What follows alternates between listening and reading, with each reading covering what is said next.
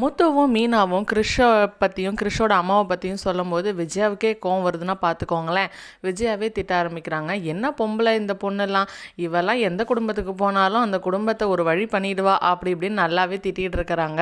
சரி, இப்போ எதுக்குடா அந்த பையனை பற்றி இங்கே பேசிகிட்டு இருக்க அப்படின்னு திட்டுறாங்க. அது இல்லை, நாங்கள் 2 பேரும் ஒரு முடிவு எடுத்திருக்கோம், இனிமேல் கிறிஷை நாங்கள் தத்தெடுத்து வளர்க்க போகிறோம் அப்படின்னு சொல்கிறாங்க. இதை கேட்டு வீட்டில் இருக்கிற எல்லாருக்குமே சம்மதம் தாங்க. ஆனால் மனோஜும் விஜயாவையும் தவிர அவங்க 2 பேருமே திட்ட ஆரம்பிக்கிறாங்க. ஏண்டா, நீ சம்பாதிக்கிறது உனக்கே பத்தாது, எதுக்குடா உனக்கு இந்த தேவையில்லாத வேலை அப்படின்னு மனோஜ் எப்பவும் போல மூக்கு நுழைச்சி பேசினாலும் இந்த விஷயம் என்னமோ கரெக்டாக தாங்க பேசியிருக்கிறாரு. ஆனாலும் நம்ம முத்து ஒத்துக்கல, அதெல்லாம் நான் பார்த்துக்கிறேன், உன் வேலையை பாருன்னு மனோஜுமே திட்டுறாங்க.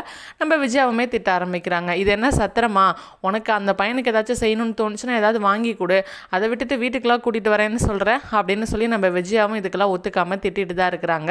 ஆனால் நம்ம ரவி, ஸ்ருதி, அப்புறம் அண்ணாமலை இவங்க எல்லாருமே ஓகே தாங்க சொல்கிறாங்க. எனக்கு எங்கள் அப்பாவோட சம்மதம் தான் முக்கியம், அப்பா நீ என்னப்பா சொல்கிற அப்படின்னு கேட்குறாங்க. எனக்கு ஓகே தான் அப்படின்னு அண்ணாமலை சொன்ன உடனே முத்துவுக்கும் மீனாவுக்கும் ஒரே சந்தோஷம்.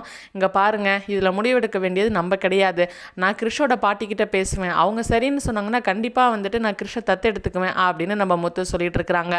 இன்னொரு பக்கம் இதெல்லாம் யோசிச்சுட்டு இருக்கிற ரோகிணி உடனே அவங்க அம்மாவுக்கு ஃபோன் பண்ணி திட்டுறாங்க.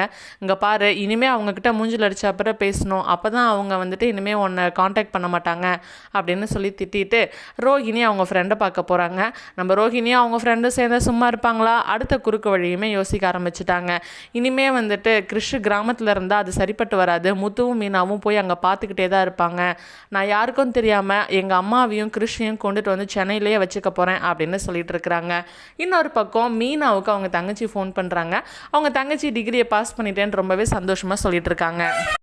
இதெல்லாம் கேட்டு முத்துவுக்கும் மீனாவுக்கும் ஒரே சந்தோஷம். சரி, நீ அங்கே இரு, நான் வீட்டுக்கு உன்னை பார்க்க வரேன் அப்படின்னு முத்துவும் மீனாவும் அவங்க தங்கச்சியை பார்க்குறதுக்கு சந்தோஷமாக கிளம்பி போயிட்டுருக்காங்க. இதோட எபிசோடுக்கு எண்டு கார்டு போட்டிருக்காங்க, வெயிட் பண்ணி பார்க்கலாம் நாளைக்கு.